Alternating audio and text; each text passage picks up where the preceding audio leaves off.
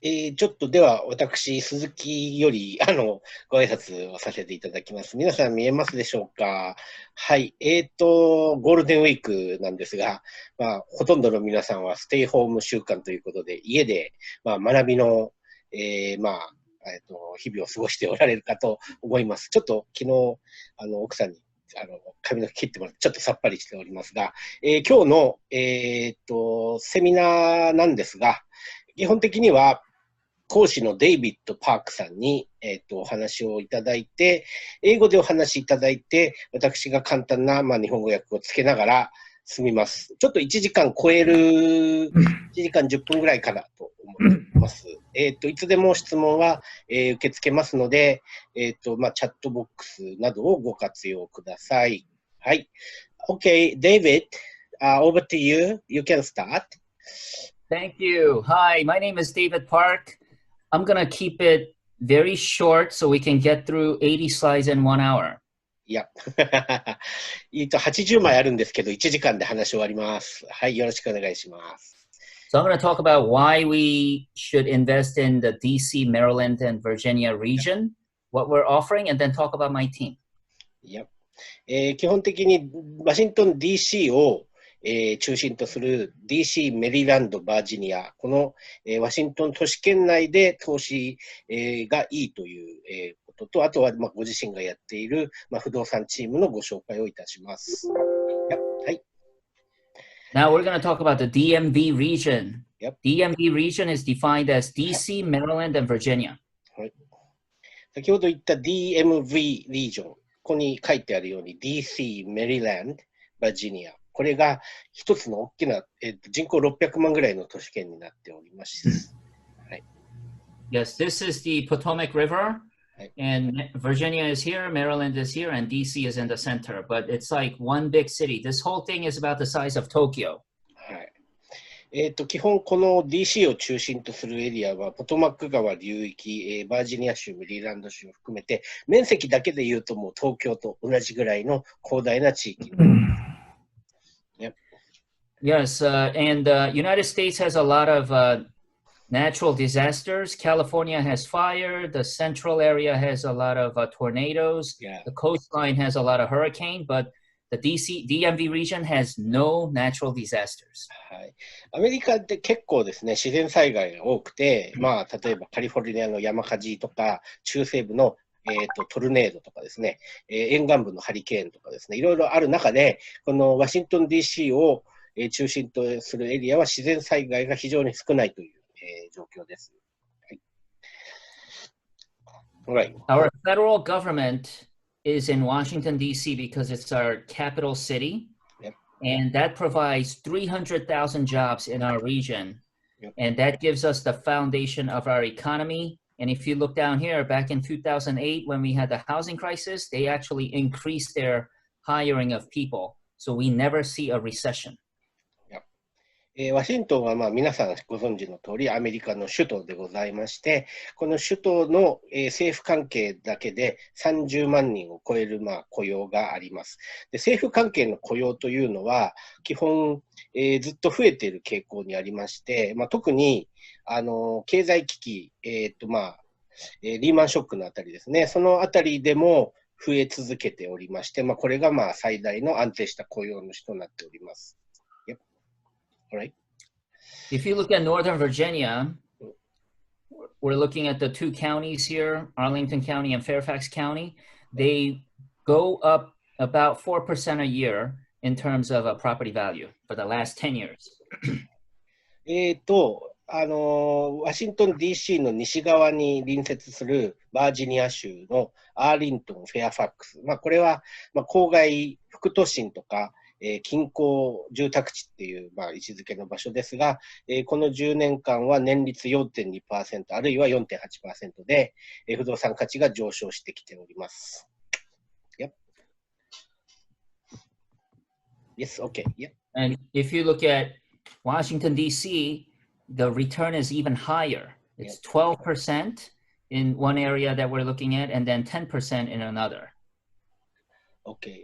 ワシントン DC 内では、先ほどのバージニア州内よりさらに、不動産価値の上がり方が早い場所も、いくつかあって、年率 10% とかで伸びてきた場所もあります。Alright. Yep. Now, we are doing really well for the past 10 years, but in 2019, Amazon selected Washington, D.C. for its headquarters too. They looked at 20 different cities and picked us. It's hiring the most number of people, and it's going to fundamentally change our economy in Washington, D.C.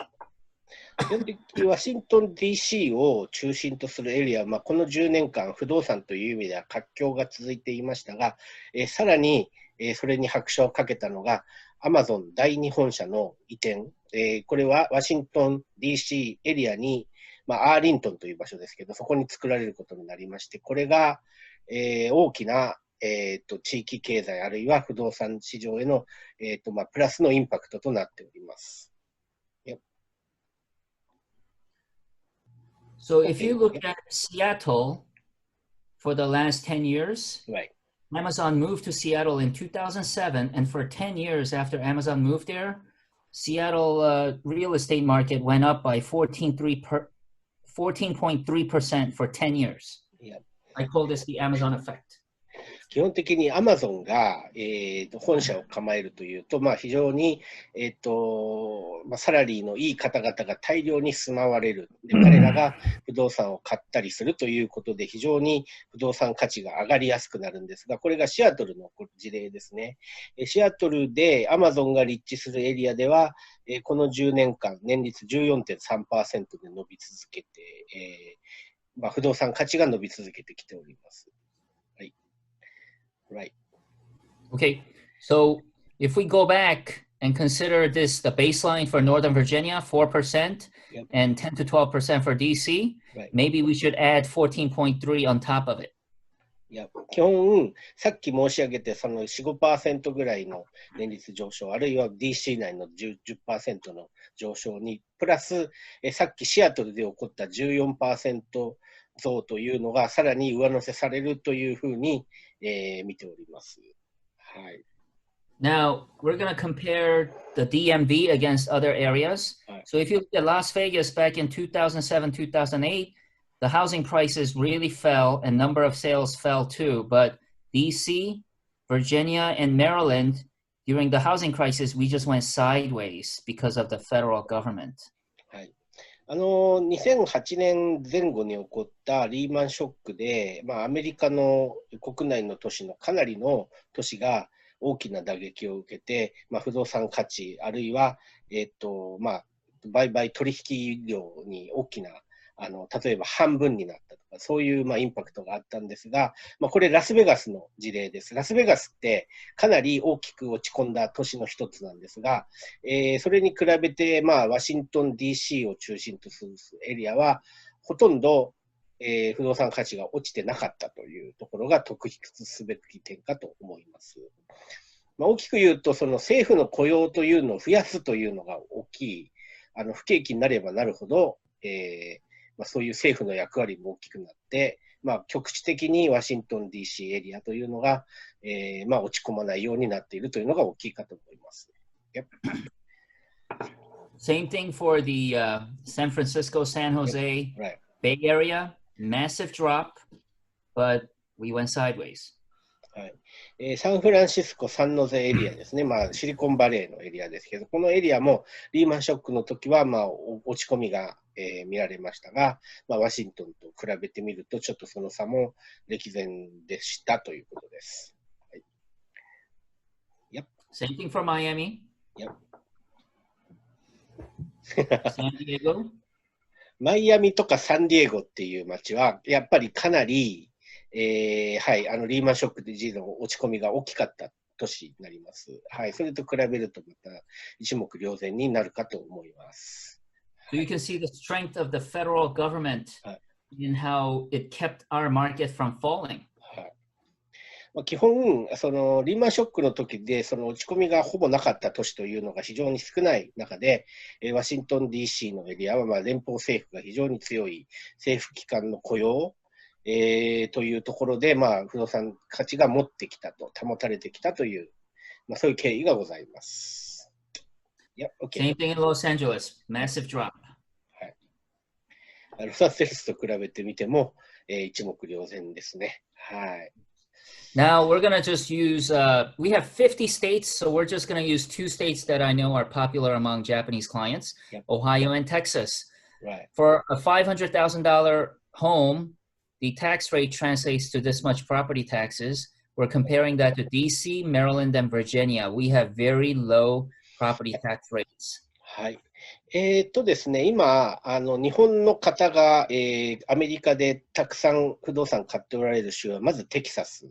まあ、あるいは、日系企業が多いオハイオ州、その辺がまあポピュラーかと思いますが、これらの州の、不動産税ですね、この固定資産税というのが、特にテキサスって一番全米でも高い州の一つでして、これ50万ドルのお家を買った時の、年率の不動産税が、まあ、6800あるいは9800という、ドルぐらいかかってしまうんですが、まあ、それに比べてワシントン DC というのがおそらく一番全米でも、不動産、固定資産税が低いエリアの一つで、まあ、その差を比べてみると負担の少なさというのが歴然となっております。Okay. Yep. Okay, so to buy a home pretty much anywhere in the United States with cash, from decision to closing takes about 2 weeks. Cash buy, right? Yes, cash buy. こちらですね、アメリカの不動産売買取引でどれぐらい時間がかかるかというですね、まあ、タイムラインというか、まあ、日程表なんですけど、大体、融資を引かずに、キャッシュで買う場合、意思表示をしました。買うという意思表示をしました。で、売り主との間で売買価格が合意できました。で、その時点から、クロージングという、決済するまで通常は2週間ほどかかる、ことが多いですと。Yep. Yes, with financing, it takes about 30 to 40 days to close. はい。これが融資をつけちゃうとですね、30日から40日、これアメリカ国内での融資という意味ですけれども、まあ、手続き含めてそのぐらいの時間、まあ、大体40日ぐらいかかるということですね。はい。So we're going to talk about COVID-19, coronavirus. Yep. So right now, people are not using retail stores. So a lot of the owners of retail restaurants are suffering. Same thing with offices. Offices are shutting down because companies are doing Zoom meetings from work. The only safe real estate right now is residential multifamily because people are working from home. Everybody needs a home. And federal government is still hiring people who will need to live in small apartments. Yep.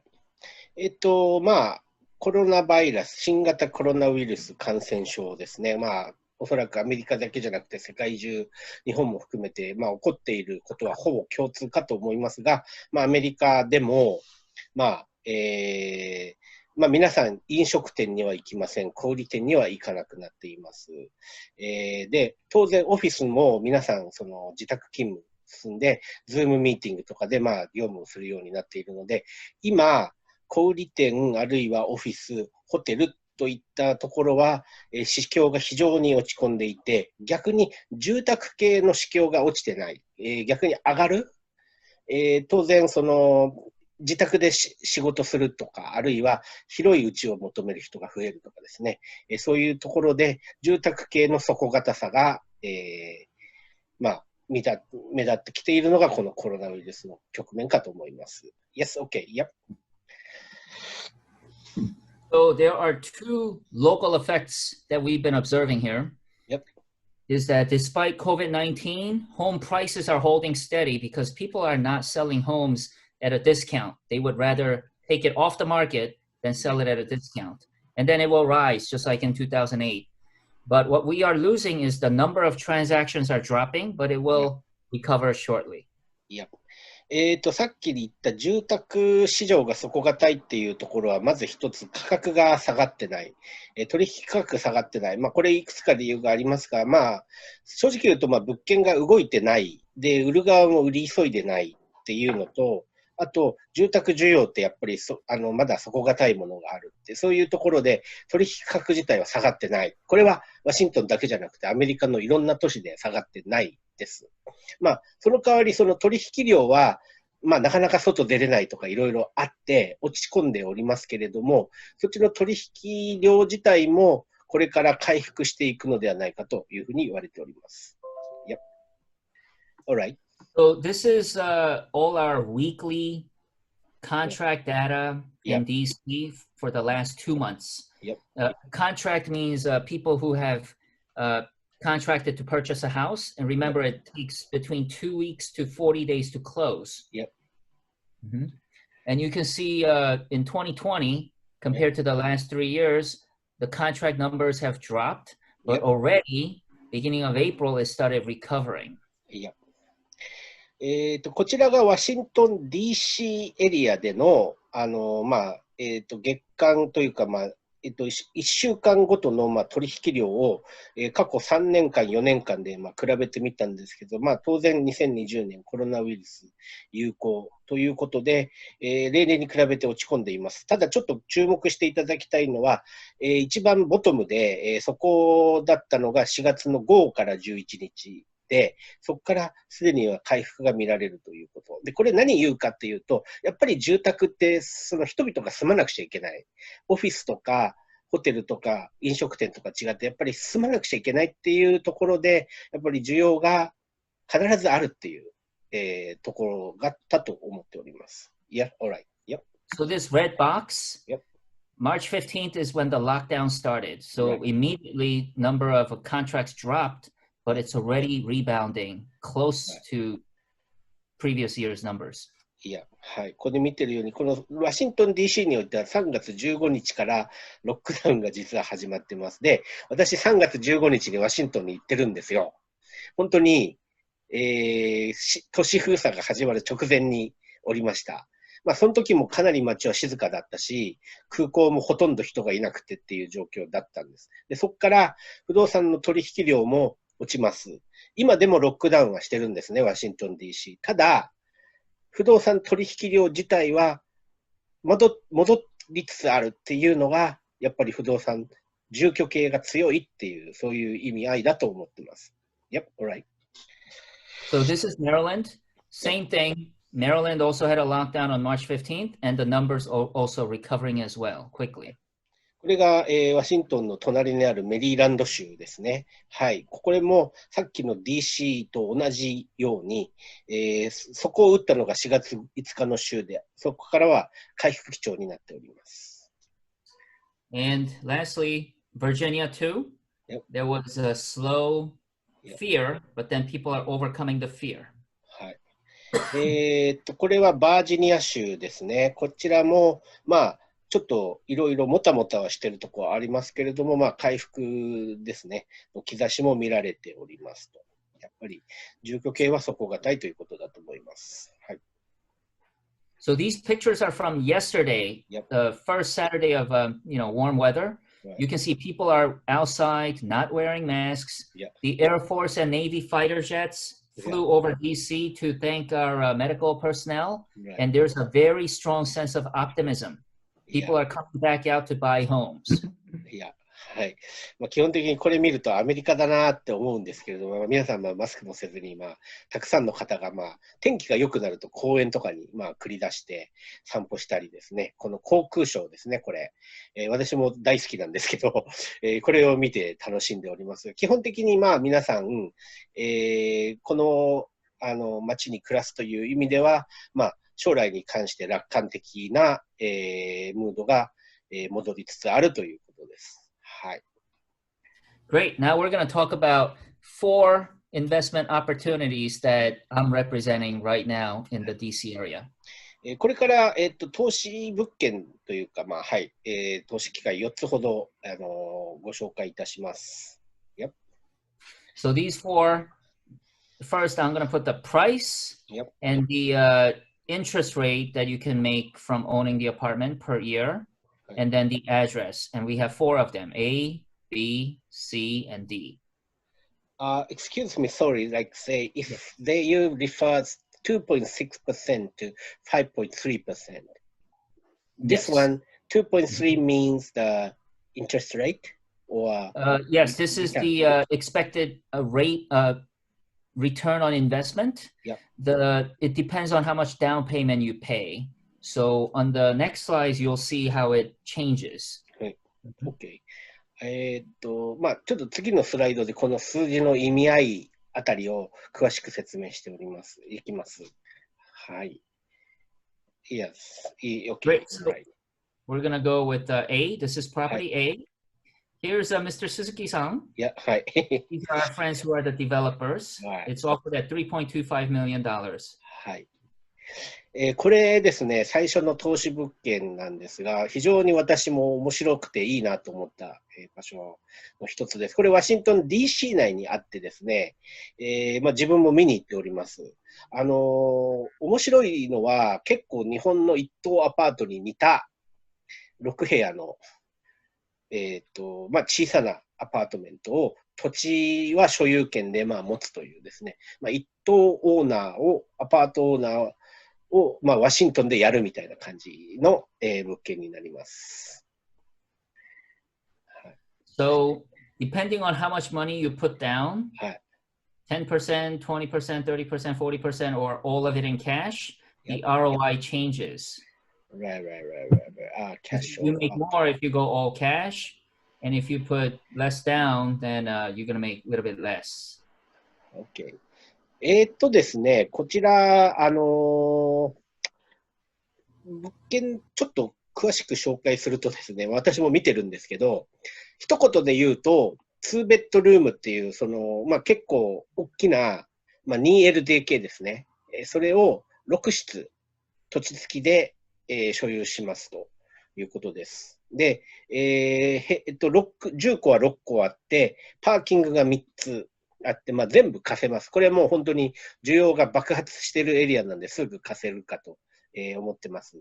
で、値段が、3.25 ミリオンドルなので、だいたい3億5千万円ぐらいになるかと思います。で、それぞれの部屋、ワシントン DC かなり家賃高く取れるんですね、相場的に。なので、こちらの、1室あたりの、まあ、レンタル、まあ、賃料がだいたい月額家賃2500ドルから、大きいものになると3500。これ結構30万円とか、払うようなマーケットなんですね。はい。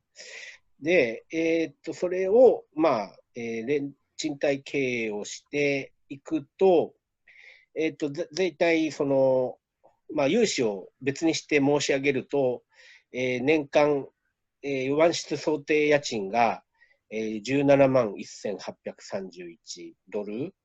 なので、さっきの売値 3.25 ミリオンと比べてみると、グロス利回りが 5.3% 出るということで、結構、都内とかで6室のアパートを土地付きで持つみたいな、そういうのと結構かなり似たタイプの、不動産投資になるかなと思ってます。で、ワシントン DC は、まあ、アメリカなので、基本、築年数が経っても、建物の価値が下がることは基本ない。で、おそらくこのエリアは、土地の価値はどんどん上がっていくというので、まあ、今 3.25 ミリオンで買ったとして、これが将来時点でもっと、高い値段で売れる。あるいは、この家賃が、まあ、今このレベルで設定されていますから、それが少しずつまた上がっていくっていうのも十分考えられるということで、基本 5.3% で回しながら、まあ、資産価値もこれ増えていくっていう意味が、まあ、非常に、面白い、まあ、投資かなというふうに個人的には思っております。Alright, yep. Yes. So, this is the map of Washington, D.C., and this is Northeast D.C. where the property is located. Yep. And okay, well, please. Yep. Yeah, so So the developed part of DC is in the northwest. All of this green area here, this is where rich people live. And the development is slowly moving this way, like this. So that's where you can make most money. That's why the return on investment here was 10 to 12%. Versus over here, it's actually negative because here the properties are so expensive. Right. ですね、この場所を選んだ理由がですね、非常に面白い場所にあるんですね。ワシントン DC って、ここに見るように、都心部から北西側の方が高級住宅地になってて、お金持ちが住んでる、政府の高官が住んでいる、国際ビジネスマンが住んでるっていうことで、非常に不動産価値が高い、エスタブリッシュされた街になっていて、東の方に行くとそうではないエリアになるんですけれども、今回の物件の立地する場所はちょうどですね、この富裕層がいるエリアと、東の庶民のエリアの、中間あたりにあって、で、だんだんこのいいエリアがどんどん広がってきているので、これから良くなるという、そういう、要素もあって、で、さっき言った年率 10% から 12% でワシントン DC の値段、不動産価値が上がり続けてたっていうのは、まさに今、このエリアで起こっていることです。なので、5.3% で回しつつ、不動産価値を、値上がりを取っていくという意味で、非常にいいエリアかなというふうに思っております。So zooming into Brookland, where the property is located, it's between two metro stops, subway stations, and it's right by the Catholic University. And as you can see, there are many restaurants, including one right next to it, all on the east side of it. West side of it. East is less developed, so it's right on the cutting edge of development. はい、こちらが拡大図になるんですけれども、この当該物件から西側のエリアに、メトロ、つまり、地下鉄の駅が2つあって、両方とも徒歩圏になります。で、ちょっと上の方のメトロのちょっと先にスターバックスがありますよね。スターバックスがあるってことは結構お金持ちとか、教育を受けた方とかが、多く住んでるエリアっていうことなんです。基本的にこの西側の、メトロから西側のエリアというのは、基本的に属性のいい住宅地になってて、で、この当該物件から右側、東側になると低層の住宅地がたくさん広がってるじゃないですか。こっちっていうのはまだまだその開発が及んでない昔からの下町っぽい住宅地ということになるんですけど、この下町っぽい住宅地に向かってだんだんこの開発が進んできていて、そのちょうど狭間にあるので、非常にその立地的にもこれから大きくいい方向に変化するという、そういうチャンスが大きい場所かなと私も見ていて思いました。はい。Right. Okay, so this is just a backup slide showing where we got the rental numbers from. That's our rental income comes from looking at the actual rentals from the neighborhood.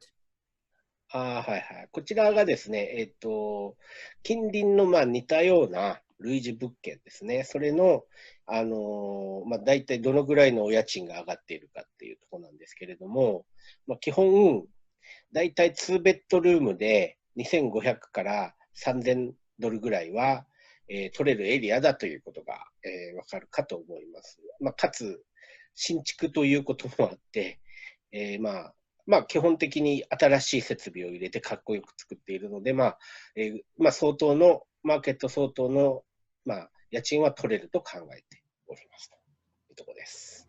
はい、Now, this is how much expenses it takes to run the apartment building. Right. So it comes out to 8.5% of gross rental, but then we included 6.5% for management, which is the fee that we got from various management companies. And then we reserve 4.1% for vacancies, which comes out to 19.1. And we're going to use 19.1 for all the properties, all 4 properties. こちらがですね、そのアパートの所有にあたってどれくらいの経費がかかるかっていう、試算になるんですけど、これは、通常かかるのが、賃貸管理費と、あとはもうマンションのその修繕とか、に当たるマネジメントフィーとか、あるいは、空室の時に備えて、お金をプールしておくという、そういう、意味合いのお金ですね、積み立て金、その辺全部合わせていくと、大体経費率 19% ぐらいなので、日本で、固定資産税払いながら、その辺の賃貸管理やりながら、新築、築浅のアパートで大体経費率 20%、25% ぐらいの方が多いかと思いますけど、大体それに相当するぐらいの経費率で回るということです。Okay. And this is how we arrived at income after expenses. Right. We add up the whole annual rent from the building, and then take away 19.1% and arrive at the not exactly net operating income, but it's income minus expense, which we will in the next slide.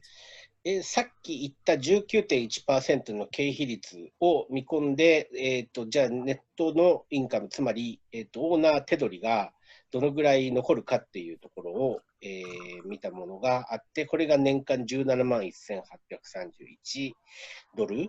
さっき言ったネット 5.3% というところにこれがつながっています。Sorry, David, just one question. Yes. The property tax is already taken into consideration for this. If we go back. Yeah. Yeah. Yes, the 19.1. Yes. これも、固定資産税がすでに差し引かれた後なんで、オーナー手取りなんですね。で、簡単に言うと、だいたい、グロス 7% 台で、ネットが 5.3% っていう数字になりますので、アメリカの大都市にしてはかなり、いい、ネット利回りかと思います。DC has very low, very tiny. It's less than one. It's half of 1%. Yeah. Right. It's very low, actually. はい。これアメリカで不動産投資してらっしゃる方でよく知ってるんです。結構固定資産税高いんですよ。テキサスとか特にですね。はい。で、それを見るとちょっとワシントンって非常に安くて固定資産税がですね。で、さっきも私も固定資産税これ引いてんのかなって思ったのは、かなり低いからなんですね。もっと他の州で私も買ってますけど、ハワイとかフロリダとかカリフォルニアでもミシガンでも買ったことありますけど、それに比べると非常に出ていく金は少ないっていうのが、かなりいいなっていうか、キャッシュフロー、得やすい環境かなというふうには思います。はい。So from the income minus expense, we arrive at this number here, which we put here, income minus expense. Right. And based on how much cash you put in, this is 10%, 20%, 30%, 40%, 100%.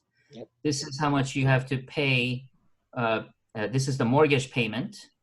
So if you take income minus expense minus mortgage payment, you receive NOI, net operating income. And net operating income divided by cash investment gives you the ROI. This is why you have various different ROIs. If you go all in, it's 5%. If you go 10% and you pay mortgage, then it's 3%. 基本これですね、アメリカで融資を引いた時のキャッシュフローの計算になります。基本的にこれどういうふうに考えたらいいかというとですね、ちょっと日本の賃貸経営とかなり意味合い違うんですけど、アメリカって、不動産投資のやるメインのテーマが値上がり益です。キャピタルゲインの方で。ネットのこの利回りですね、このキャッシュフローっていうのは、優先順位的には2番目に大事なものなんですけれども、基本的にアメリカの不動産投資は、できるだけキャッシュを出さないで、ローンを組んで買って、で、トントン以上で、回せれば、手残りが少しでも残って回して、かつ、値上がって売れたときにそれを取っていけば。まあ、一番美味しいパターンになりますけど、まあ、これで言うと、まあ、10% のダウンというのは、90% 融資を引いて10% 融資を引いた場合、手残りは、まあ、2.59%、20% だと 4.09% っていう書いてあるのは、まあ、さっき言ったこのキャッシュフローという意味だけでお話しした時の話です。で、実際我々、日本から、まあ、日本に住んでるものとしてアメリカの不動産を買われる方がほとんどかと思いますけど、まあ、基本的に 90% とか 80% とか融資引けることはまずない。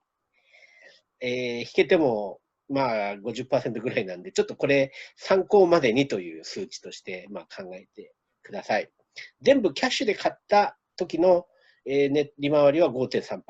さっき言ったように出ますよっていうお話になります。Alright. Okay. So one thing I should add is that, you know, it's impossible to predict the future, but I've been reading a lot of articles that says we're about to face a lot of inflation. We've had very low inflation for about 20 years now. Right. And with the Corona-induced depression, we could have a high inflation. When that happens, your income minus expense, which is driven by your rental income, will skyrocket, while your debt servicing, which has a fixed rate, will stay the same. So your ROI will increase greatly over time. This is exactly what happened in early 80s, throughout 1980s. Because of inflation, landlords made a lot of money. And of course, property appreciation goes up much higher as well. で今特に新型コロナウイルスの時代になって、各国がもう今までにないぐらいのお金を市場に供給しています。特にアメリカ、ものすごい額を、まあ、基本的に米ドルの価値を薄めるような量の、アメリカドルを吸って市場に流しております。なので、これからのトレンドとして言うと貨幣の価値が下がります。で、不動産を含めた実物の価値が相対的に上がってきます。まあ、つまりインフレ気味になるでしょうと。アメリカにしてはこの20年間ってインフレは比較的抑えられてきたんですけど、これからコロナで金をジャブジャブつぎ込む時代になると、まあ、インフレ気味にどうしてもなっていく。となると、お家賃も上がっていきます。ただ、融資を引いた時の月々の返済額っていうのはもうすでにこれ契約で決まっているので変わらない。となると、融資を今の利率で引いてインフレになる、お家賃も上がる、で資産価値も上がるっていうと、まあ、不動産投資やってる意味としては非常に大きくなって、はい、投資価値が非常に光ってくるということです。まあ、これに限らず、基本、住居系物件っていうのは今かなり世界中のお金持ち、資産家、投資家、狙ってます。で、実際にそれって、まあ、各国の政府がジャブジャブお金を供給してるから、まあ、需要のある場所の住居不動産は上がるはずだっていうふうに思っている方がかなり多いことは事実です。はい。Alright. Yep. Now we go to property B. Yep. This one is in Northern Virginia. Yep. The last one was 6 units. This one is 12 units, and it costs $9.28 million. Right. こちらも私の写真が写ってるんですけど、3月15日に見た物件です。これはバージニア州アーリントンっていうですね、ワシントン DC からポトマック川って川を渡ってすぐの場所。だから東京でいう隅田川を渡ってすぐの門前仲町みたいなそんな場所なんですけど、すごい大都会でアーリントンって、ワシントン DC って建築規制があって8階建て以上とか建てられないんですけど、アーリントンに行くと州も違うし、25階建て、30階建てのオフィスビルとかバンバン建ってる場所なんですね。で、今、デイビッドさんがおられるこのサザビーっていう、オフィスもアーリントンにあります。なので、非常にアーリントンの、住居物件は不足していて、かなりいい立地の、まあ、需要の高い場所に立つユニット9個、ごめんなさい。12個。It's a 12 units, right? 12 units. 2 plus 7 plus 3. What's that, sir? Yeah, this one, they have the 12 units in total, right? Yes, right here. Okay. じゃあ12部屋の、4階建てのコンドミニアムになります。新築です。Right. Okay. Yep. Okay. So here is the financial. Oh, gee. There you go. So this is very interesting because ROI is significantly higher. Why the difference? Because the income minus expense is very high. Because in Arlington, you can get much more rental versus DC because this is a very developed area. It's only 10 minutes from Amazon's HQ too. で、こちらのアーリントンの場所なんですけど、アマゾンの第2本社がある、今立ってる場所から車で10分、15分の距離。で、アーリントンだけでもかなりのオフィスビルがあるので、非常に家賃が高く取れます。さっきのワシントン DC の物件よりも、ここで見てくるように2ベッドルームで4000ドル台、3ベッドルームで5000ドル超えてくるっていうようなお家賃が取れて、で本当にそんなに払ってるのかって私も調べたんですけど、本当にそんぐらいの家賃皆さん払ってるんですね。ワシントン DC エリアっておそらくアメリカでも多分サンフランシスコの次ぐらいにお家賃取れるエリアだと思います。多分ニューヨークともそんな変わらないと思ってます。で、それだけ、お家賃が取れるので、ちょっと上の方の10% ダウン、20% ダウンっていうところ。要するに、アメリカで融資を引いた時の、ROI、つまり自己資金比率の、ネット利回りが、さっきと比べて断然高くなる。要するにこれはお家賃帯が高く取れるから、銀行の、融資を受けて買うメリットが非常に高い物件ということになります。Yes, all right. Okay, so the area is right here where the star is, and this is the Arlington National Cemetery with the American military base. It's kind of like Camp Zama. So the place is literally right next to it, facing south. So you'll have a view of green, open land that will never change. And this is Amazon's HQ too. And this is the White House. It's a very central area. This is what we call the orange line where all the nice subway stops are. And this is my office. I can walk there from my office. Very nice area. こちら当該物件の位置なんですけど、これ赤いところがこの物件の位置で、すぐ近くにメトロの駅がたくさん全部歩ける距離です。で、この物件の、目の前にある大きな緑地がこれアーリントンのこの米軍墓地ですかね。まあ、基本的に米軍の施設で、この緑地というのはこれからずっと保たれる。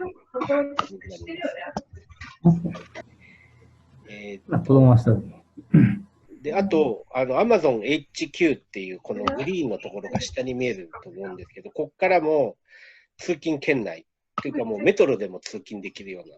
で、あと国会議事堂は川を渡ってすぐそばというところで、とにかく仕事が溢れていて、住宅が足りなくて、まあ、皆さん住みたい。で、私も見たんですけど、この場所、本当に新築物件建ってなくて、こういうアパートって本当にみんな望んでたぐらい供給が足りない場所でした。はい。なんで4000ドルぐらいの2ベッドで4000ドル台のお家賃はこれ取れるんだろうなっていうふうには、見えます。OK, right. So these are rental comps. This is how we got the rental numbers. So this is for 2-bedroom, 3-bedroom, you know, 1-bedroom, 2-bedroom, 3-bedroom, which gave us these rental numbers. And we can provide all these slides to you, you know, for your study. こちらですね、近隣の2ベッドルームとか3ベッドルームがおいくらの家賃取れてるかっていう、その近隣地で比較をして、まあ見ても、まあ、今言ったようなだいたい2ベッドルームで4000ドル台のお家賃は、まあ、マーケットのとして取れていくっていうふうに考えております。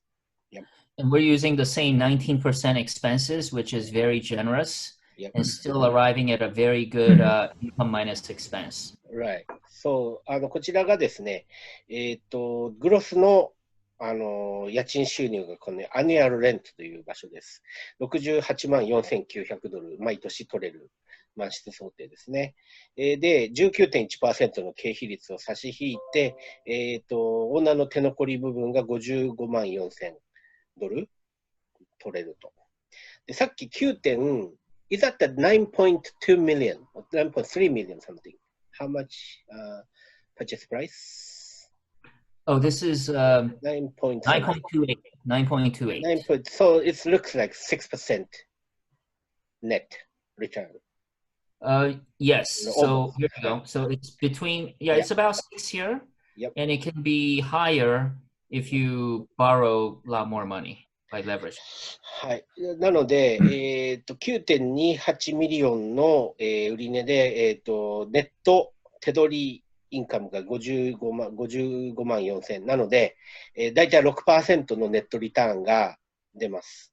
6% のネットリターンでアメリカの大都市圏で取れるところって、基本もっと地価の安い場所、例えばテキサスとか、ですね。アトランタとかですね。そういうところで 6% っていうのはあんまり珍しくないんですけど、それがカリフォルニアとかニューヨークとか、地価の高いところに行くと、アパートでも 4% ぐらい、ネットで。なんですけど、ワシントンは、まあ、立派な大都市圏で収入水準も高いのに、ネット 6% ぐらい、ネットで、キャッシュフローが取れる。まあ、これは、まあ、お家賃に比べて、まだ不動産価格がそんなに高くないっていうのと、固定資産税を含むいろんなコストが安い。まあ、そういったところが、影響してきてるかと思います。はい。非常にまあ、投資という意味では、まあ、安定してお金も取れる場所だというふうに思っております。Right. Yep. So I forgot to say property A will be completed on June 1st. It's almost done. This property B, will complete on September 1st. Right. June 1st, September 1st. Yep. さっきのワシントン DC の6室の小さいアパートは、完成時期が6月1日予定なので、もうすぐできます。で、今紹介しているこの12室のアーリントンのアパートメントは、9月1日の竣工予定になります。今年です。The building is essential activity, so it doesn't stop, right? Right. The only COVID-19 restriction we have for construction is that previously, when you're building a big apartment, you could have different teams in there working simultaneously, like electricians here, and pipe layers here, and bricklayers here. Now, only one team can work at a time.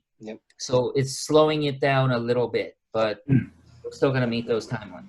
基本的にですね、新型コロナウイルス局面になってもですね、この建築とか不動産っていうのはエッセンシャルって言って、この社会生活する上でその不可欠な産業ということで稼働することが認められております。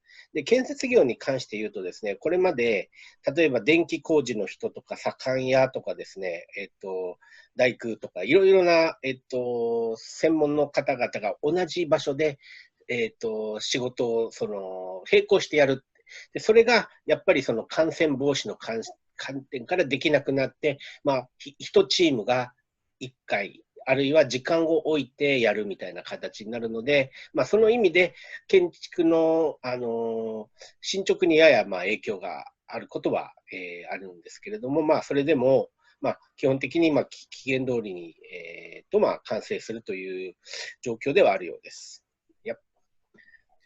Okay, so this next one is in northernmost portion of DC. It's a 32-unit apartment, 32 units for $16 million. Right.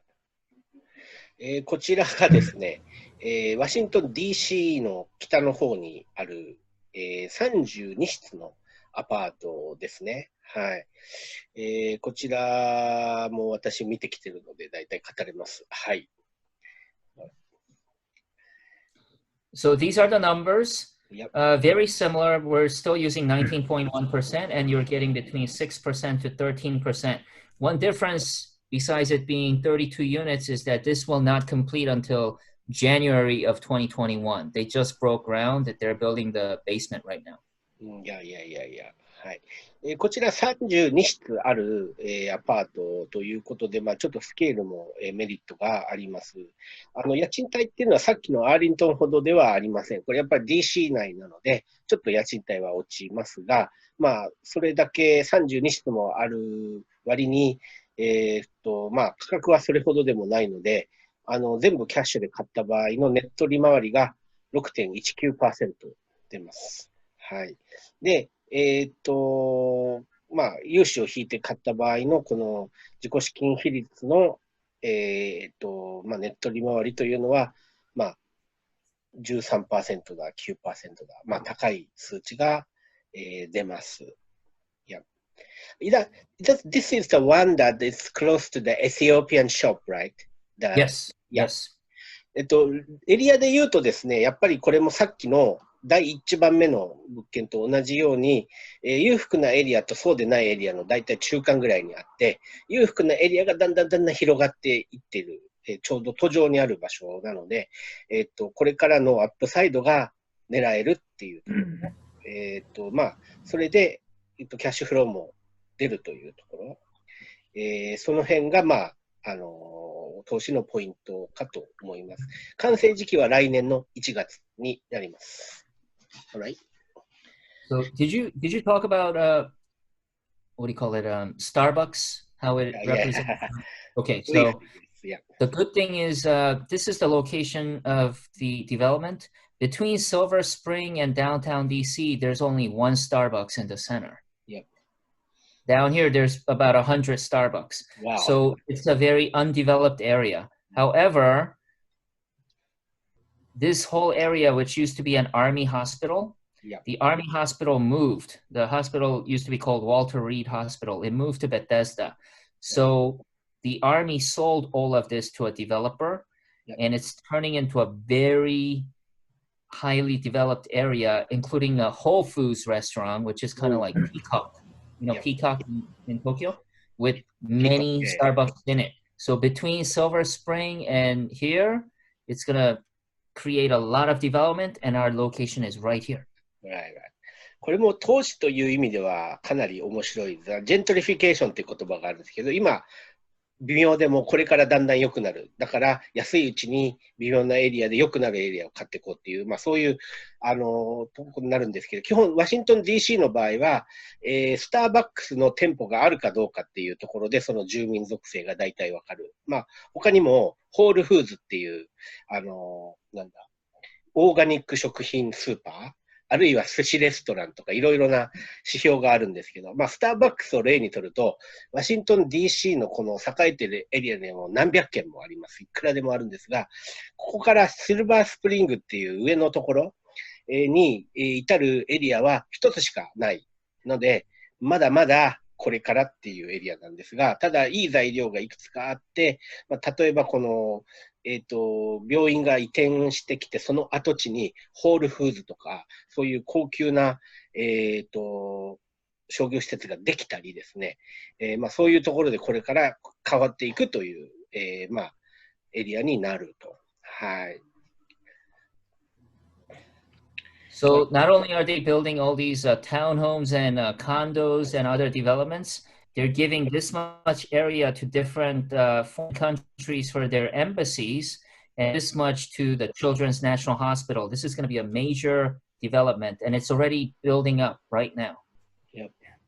こちら、Children's National Hospital っていう、この子供、児童向けの、医療施設、かなり有名なんですけど、この辺もすでに、建築認可が取れてきて、この病院プラス商業施設というかなり大きな開発がこれから行われます。As you can see, they've got all these developments already being built, right. And the hospital is being converted into an office building, and rental apartment is being built right now as well. So all of these developments, which will complete by December, is elevating the property value of this entire neighborhood. はい。こちらはですね、いろいろオフィスだとか病院だとかが、だんだんレジデントというか、この住居系に、変わっていて、結構、おしゃれな建物が増えてきていて、街の雰囲気も、これまでやや微妙感が漂うところが、っていう感じでですね、結構良くなってきた。まあ、東京のイメージで言うとですね、10年前、15年前の天王洲アイルとか、豊洲とか、まあ、江東区一帯って、ちょっと微妙感があったんですけど、今は全然様変わりしてきておりまして、不動産価値も高くなってきてます。でも、それに結構似た感じで、まだ変化前の天王洲アイルを買うみたいなですね、そんなイメージで私は捉えております。はい。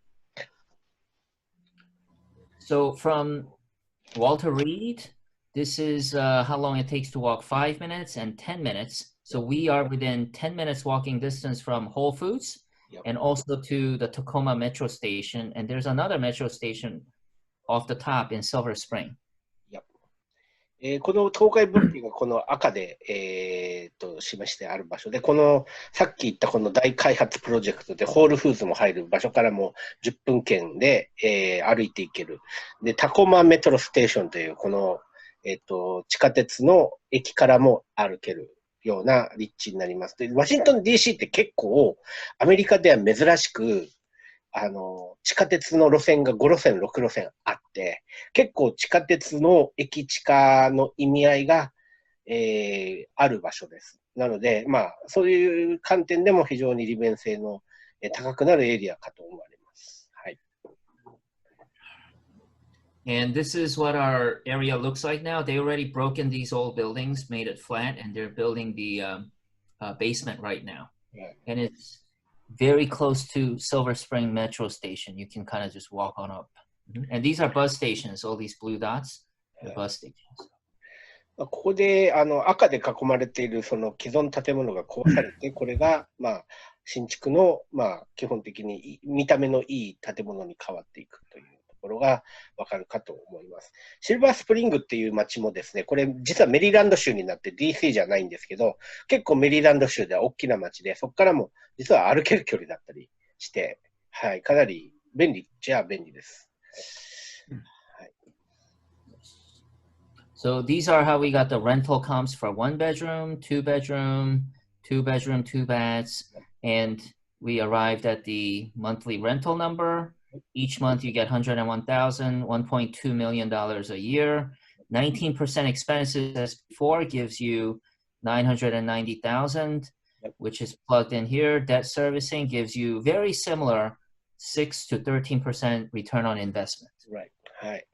基本これですね、近隣のまあ類似物件とのまあ家賃の比較をして、まあ、合理的と思われているところがマンツリーレントっていうところで書いてありますが、そこから経費率を引いて、現金手取りベースでだいたい1ミリオンぐらいいくということです。で、それで、さっき言った 6.19% のネット利回り手取りベースということになります。Yes. Now, of course, this area, we expect the income to rise the fastest because of the Walter Reed Hospital development. Right. Yeah. こちらもですね、はい、これから上がっていく、家賃が上がっていくと、この開発によってだんだん街が良くなって、家賃のアップサイドが取れるというところが一つの投資のポイントかと思っております。Yes. Yep. And this one is not completing until January of 2021. Yep. で、2021年の1月に完成なので、まあ、それまでの間に街が結構変わっていて、まあ、家賃に関しても、まあ、上振れする可能性もあるかもしれません。Great, thank you.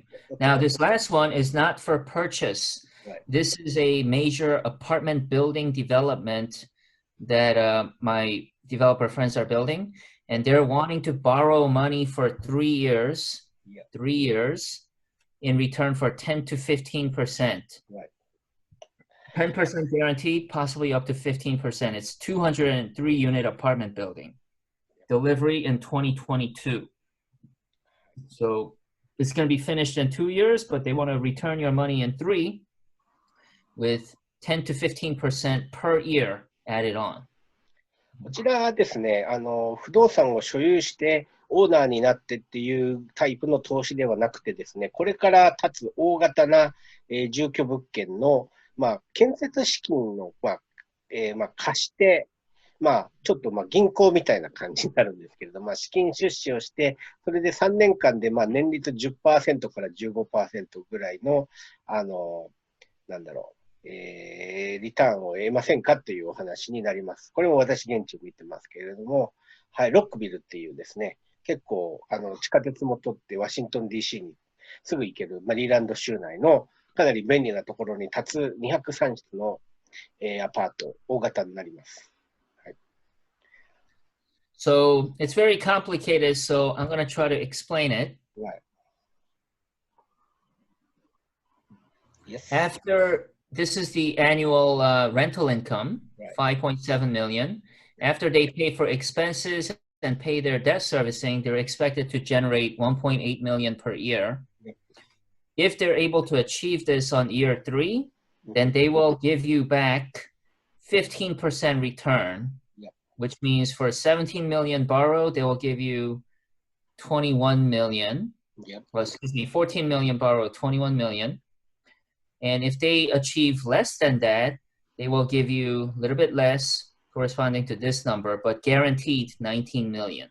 So it's going to be between 19 to 21 million, depending on how much they're able to rent out the first year. こちらですね、実際にこれで資金周知した時のリターンがどれぐらいになるかという表ですけれども、これは、現在想定されている、レンタルインカムが、実現されれば、年率 15% のリターン。なので、14.7 億出して、3年後に 21.3 億になる。アメリカドルでなんですけど、大体そんなイメージになります。それが、その当時の、家賃によって、リターンっていうのが、10% から 15% の間で変動していくということ。で、多分これ今、現金があって、で、アメリカドルで、資産形成したいなって、増やしたいなっていう人に向く案件かと思います。Yep. Right. So they need $73 million to build this. Yep. And they're borrowing 55. They're putting in 3.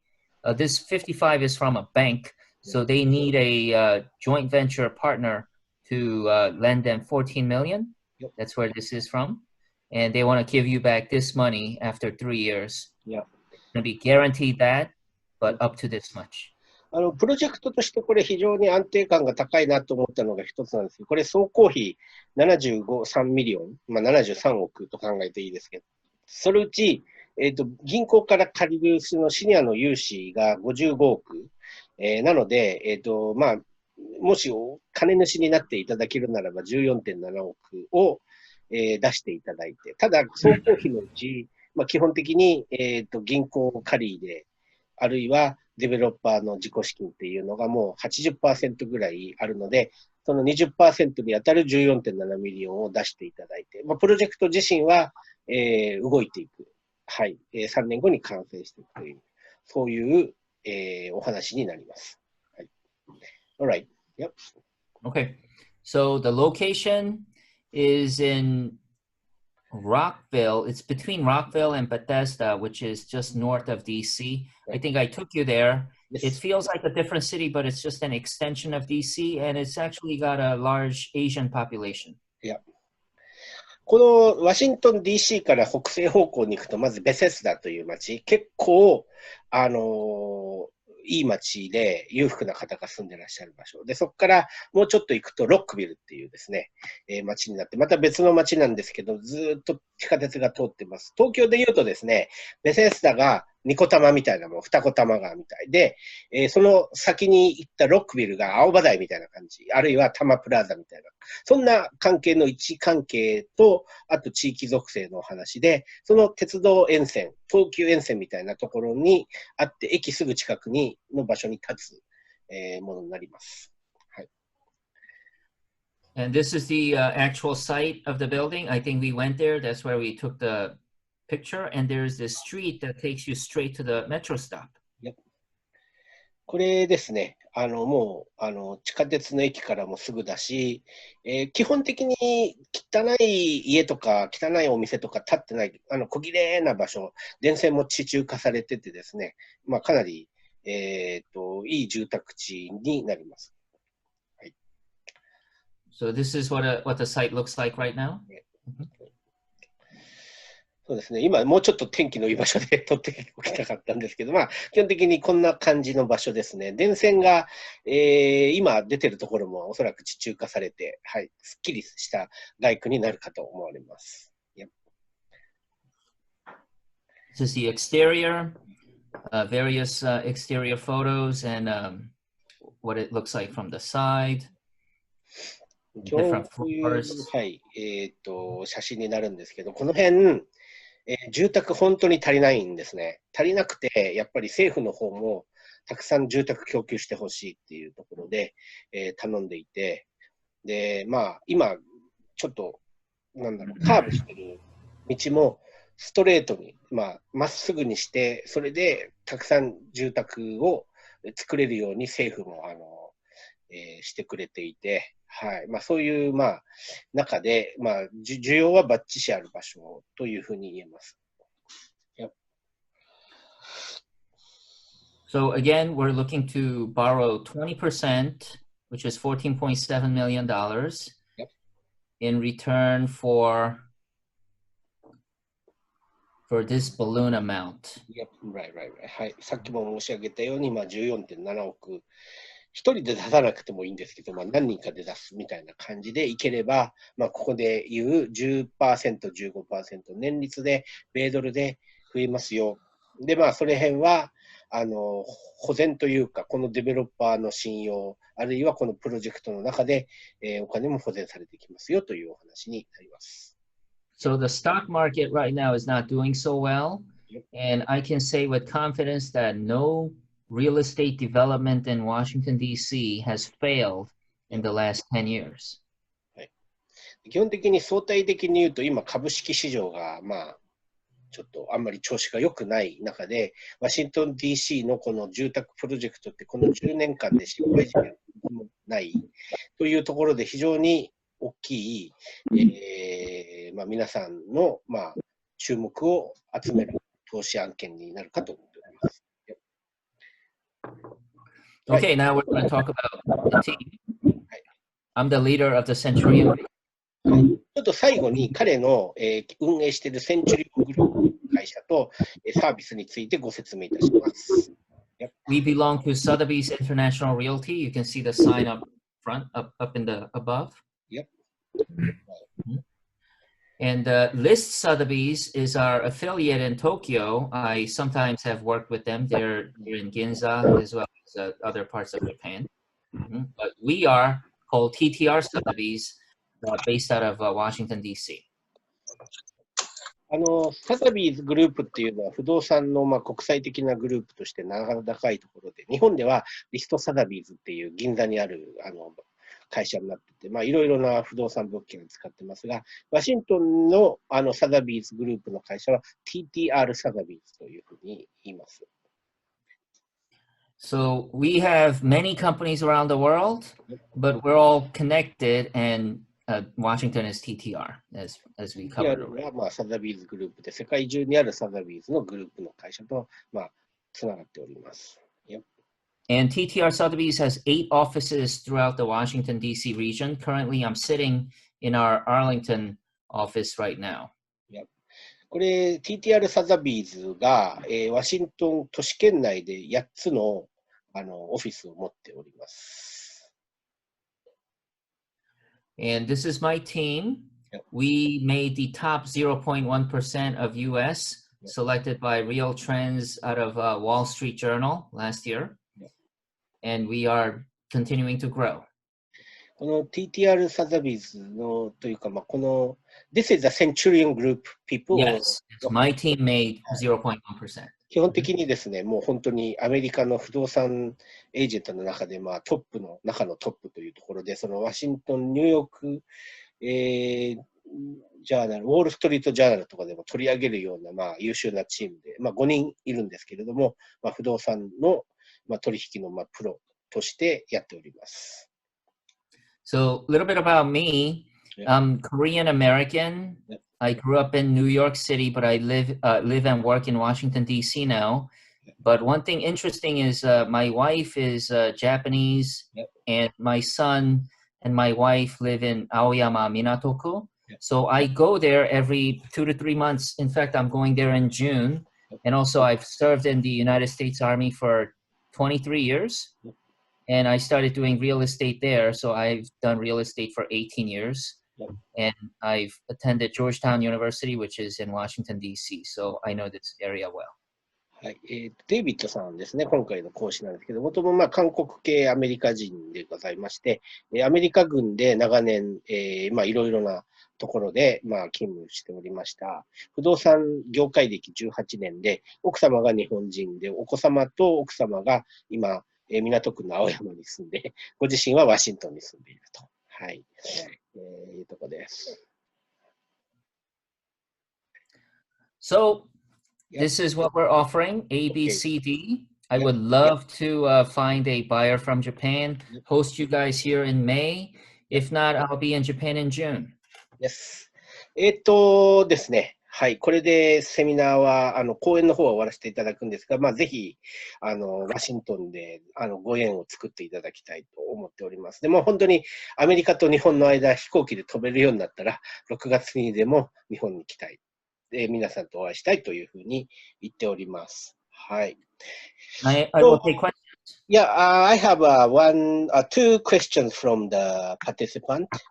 One is, I think this is related to your previous slide that's showing the number of employment in the DC, like federal government employment. They say that what was the reason for the decreased jobs after 2012 for the previous slide? I think this is related to, the very beginning, I think. Yeah. This one, yes. Yeah, I think so. This is the one, yeah. Okay, let me look at. Yeah, this is the number of employment, right? The government employment.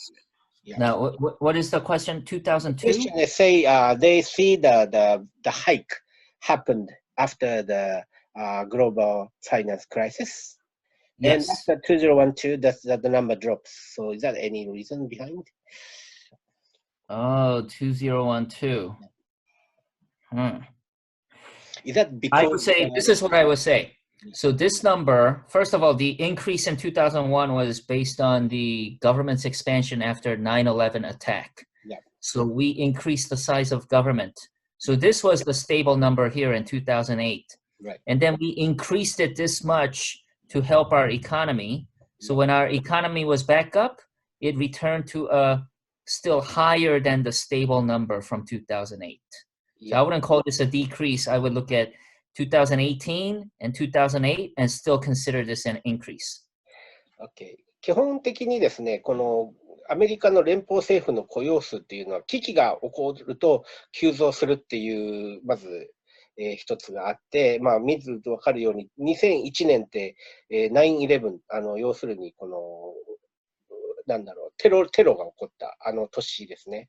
それから連邦政府の機能を強化をして、きております。で、2008年からは、このリーマンショックですね、この、GFC と言われているこの危機があって大きく強化しました。で、年を追って傾向を見るとだんだんそれぞれの年での増減はあっても一貫して増えてきているというのがわかるかと思います。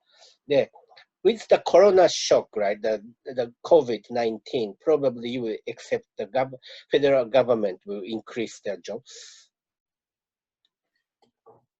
That is a very tough question. Yeah. I don't know. I would have to check Mr. Trump's Twitter. Really? He makes decisions, very unpredictably. Yeah. But based on what they're doing right now, I would expect it because they're printing so much money right now. Of course, they're going to hire more people as well. Right. ですね、私の方から関連した質問なんですけど、今コロナウイルス危機が起こっていて、それに伴ってワシントン連邦政府の雇用を増やすんですかっていう質問をしました。で、それに関する答えはですね、まだ詳しくは分かってないんですけど、ただアメリカがこれまでにないくらい連邦政府のお金を吸っていますと。で、いろいろですね、日本も一緒ですけれども、緊急融資とかいろいろなことをやってビジネスを助けようとしております。なので、それに関連する雇用というのは増えるはずでしょうと思いますというところになります。はい。Another question, they say the one guy, they are interested in the 2929, the 3 million apartment, and he want to know the finance available. Probably finance is hard in US now, right? Yes, I think we spoke briefly before the class. Yeah. There has been foreign national financing available at about 6 to 7% interest rate, 25% down, but that disappeared a month ago with the mortgage crisis. Yeah. ですね、これですね、本当に今コロナで2ヶ月前、1ヶ月前と現時点でかなり変わって激動しているというのが実相なところで、本当に2ヶ月前に関して言うと、自己資金 20% で海外に住んでらっしゃる方が 3.5% でローンを組めたんですね。で、そのローンが急に組めなくなりました。まあ、いろいろな理由がありますけれども、今、銀行として見ると、優先順位が全然変わっていて、まあ、その救済融資とか、その辺が大きいんですけれども、実際、救済融資って言ってもですね、中小企業を助ける融資に行ってるとは限らずに、基本的に大企業の、まあ、すごく安くファイナンスする手段になっちゃってる部分もあります。で、そっちの方を銀行が手掛けるというか、ものすごい業務量で手掛けるようになっていることもあって、なかなかその外国人向けの融資に回らない、優先順位が落ちてるっていう状況もあるので、不動産の住居物件のマーケットは非常に底堅いし、資産価値も確かなんですけど、現時点で、金融融資が受けられるかというと、まあ、今まで言うようには受けられないという状況にはなっております。まあ、実際出すところもあるんですけど、金利が 6% とか 7% とかになっちゃうのが今の実情で、まあ、日本で借りられる方法があるならば、まあ、それがいいかなというふうに思います。はい。まあ、私もいろいろ開拓をしているので、何か分かりましたら、皆さんにシェアいたします。Okay, the last question, probably the third question. The property tax in the DC, Maryland, Virginia, that page that you showed. Yeah. Yeah, this one. Is this like, what is the news source? Is this your Sotheby's internal database, or internal website, or this is an official database site? These are screenshots from the government's webpage, which you can Google yourself. Yes. こちら政府のはい、ウェブサイトからそのまま取ってきたものだそうです。はい。まあこれまあ固定資産税なので、はい、まあ多分政府が出しているものをそのまま出すという性質のものかと思っております。はい。他に質問とかございましたらとは思いますが、基本的にですね、今回、まあ、皆さんとデイビッドさんのちょっとやっぱりおつなぎしたいという趣旨も大きくて、はい。まあ、こういうご時世なので、なかなかアメリカに行くのが難しい。デイビッドさんが日本に来るのが難しい。まあ、いろんなことが激動するっていう、まあ、中で、ワシントン DC エリアは非常にアメリカの中でも伸びてる、所得も高い、アマゾンも来る、で住居系物件が非常に底堅い、住宅不足、結構キャッシュフローも出る、まあ、いろいろな意味もあって面白いエリアだということを、まあ、皆さん、知っていただいて、ぜひデイビッドさんと、つながっていただきたいと思います。これで質問終わるようでしたら、